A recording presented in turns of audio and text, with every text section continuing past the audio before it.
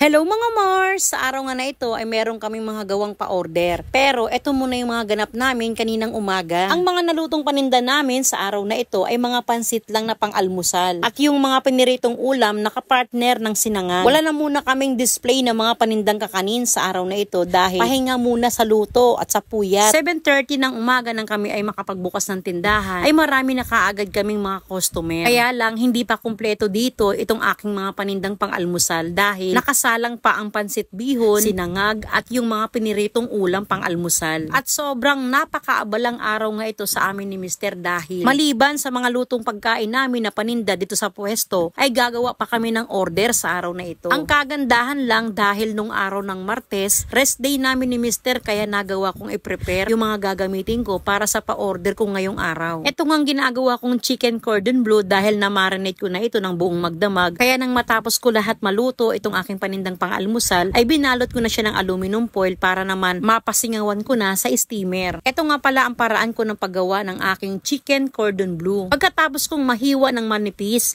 at mapalapad itong pinakalaman o pitso ng manok ay minarinate ko lang ito at ibinalot ko ng foil bago ko i-steam. At bago pa magpunta ng palengke si Mr. ay tinulungan niya muna ako magprito nitong lechon kawali. Kasama nga pala ito sa mga na-prepare ko nung araw ng Martes, pati yung karning baka ay napalambot ko na rin. Para sa umaga ng Miyerkules, lahat ng mga naihanda ko ay pipirituhin ko na lang at lulutuin. Kapag karne talaga, dahil nga kulang ako sa oras sa umaga, gawa ng ako ay gumagawa ng aking mga panindang almusal, para mas mabilis kong magawa ang pa-order ko sa umaga ng Miyerkules, ay pinapalambot ko na yung karne. Pagkatapos kong mapalambot at napawi na yung init, nilalagay ko naman siya sa ref. Pagkatapos ng magprito ni Mr. ng lechon kawali at yung chicken cordon bleu, ay nagpunta na kaagad siya sa palengke para mamili ng gulay, isda at mga karne pa na panluto ko naman para sa aking pananghalian na paninda. Kapag ganito na nagawa ko yung preparation ko sa aking tanggap na pa-order, ay nagagawa kong magsingit ng aking mga panindang ulam para sa pananghalian. Ito yung mga stock na karne na binili pa ni Mr. nung nakaraang araw. 12 PM pa ang pick up ng order na ito kaya naman medyo maluwag pa yung oras ko talaga at meron pa akong panahon o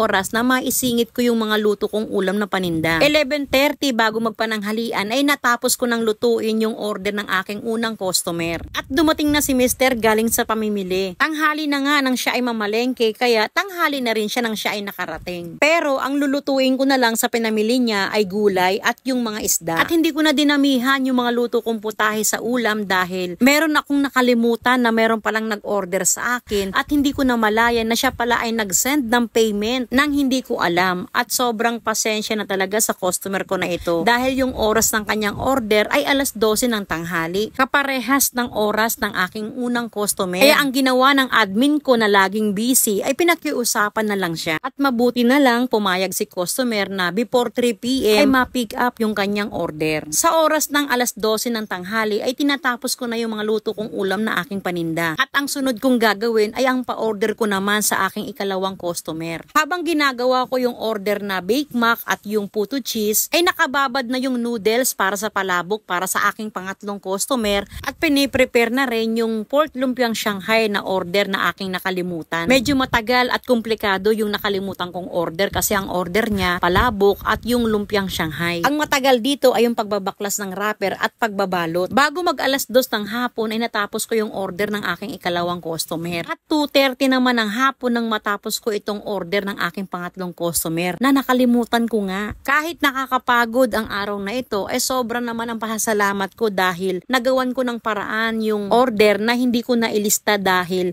hindi ko na malayan na siya pala ay nakapagbayad. At yun lang ang mga ganap namin sa araw na ito. Medyo mahirap lang talaga pero salamat dahil nairaos kahit papaano. Yun lang mga Mars. Follow for more. God bless.